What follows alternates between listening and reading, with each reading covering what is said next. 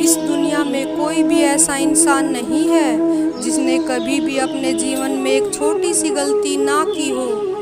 मगर क्या आपको पता है, हमारे जीवन में कुछ गलतियों या पापों की सज़ा हमें नहीं भुगतनी पड़ती।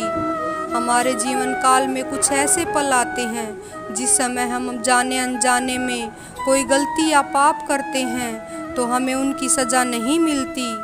तो चलिए जानते हैं हमारे जीवन में ऐसा कौन सा समय आता है उस समय किए हुए पाप या गलतियों की सज़ा हमें भुगतनी नहीं पड़ती।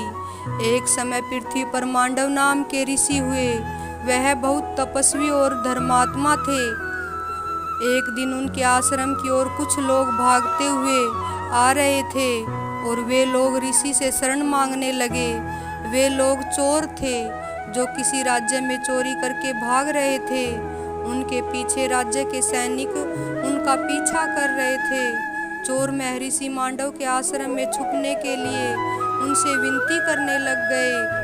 महर्षि को मालूम नहीं था कि यह लोग चोरी करके आ रहे हैं और महर्षि ने उनकी विनती सुनकर उन्हें छुपने के लिए अपने आश्रम में जगह दे दी। उसके बाद उस राज्य के सैनिक भी उस ऋषि के आश्रम तक आ पहुँचे और महर्षि के आश्रम को तलाशने लगे, लेकिन सभी चोर अपने लुटे हुए धन को उसी आश्रम में छुपाकर भाग चुके थे।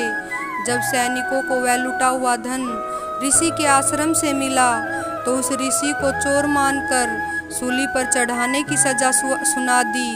जब ऋषि को सूली पर चढ़ाया गया तो उसकी मृत्यु नहीं हुई, मगर उसे दर्द और पीड़ा सहनी पड़ी।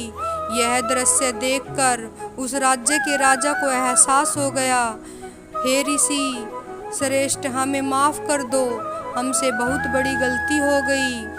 तब महर्षि ने कहा, हे राजा, हम तुम्हें माफ़ तो कर देंगे मगर उस धर्मराज को नहीं। इतना कहते ही महर्षि अपने तपोबल से यमलोक को प्रस्थान कर गए और वहां पहुंचकर उन्होंने यमराज से पूछा कि हे धर्मराज, हमने अपने जीवन में कोई भी पाप नहीं किया। हमने सदा परमात्मा का आचरण करते जीवन व्यतीत किया है, फिर हमें जीवन में ऐसा कष्टदायक फल क्यों भोगना पड़ा।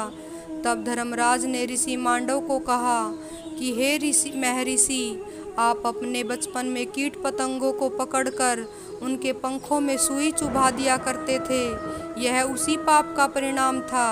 यह सुनकर मांडव ऋषि ने धर्मराज से कहा कि धर्मशास्त्रों के अनुसार जन्म से लेकर 12 वर्ष की आयु तक बालक जो भी कर्म करता है वह पाप नहीं माना जाता, क्योंकि जन्म से लेकर इस आयु तक वह अज्ञान होता है।